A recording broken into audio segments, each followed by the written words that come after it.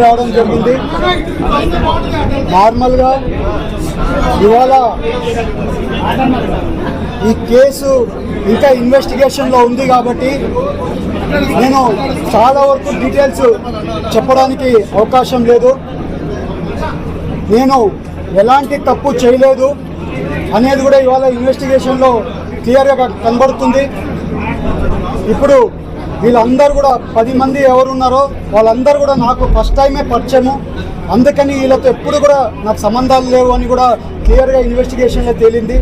ఇంకా వచ్చే రోజుల్లో ఇంకా ఇన్వెస్టిగేషన్ జరుగుతుంది కాబట్టి నేను అన్ని వివరాలు ఇన్వెస్టిగేషన్ అయిపోయినాక నాకు క్లీన్గా బయటకు వస్తానని 100% నాకు తెలుసు.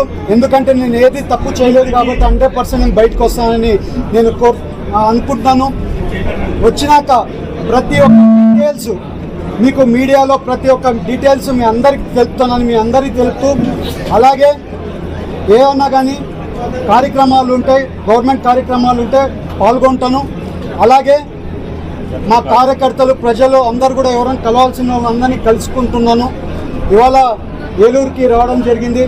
అందరూ కూడా నన్ను ఆస్వాదించిన ప్రతి ఒక్కరిని, నన్ను తోడుగా ఉండే ప్రతి ఒక్కరిని, ఏలూరు ప్రజలు ప్రతి ఒక్కరు నాతో తోడుగా ఉన్నారు.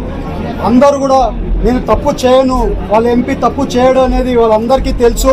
నేను మళ్ళీ మీ అందరు మీడియా తరఫున మళ్ళీ చెప్పుకున్నా, ఎక్కడ కానీ తప్పు చేయలేదు. నేను బయటికి క్లీన్గా వస్తానని మీ అందరికీ తెలుపుకుంటూ అందరికీ కూడా నమస్కారాలు.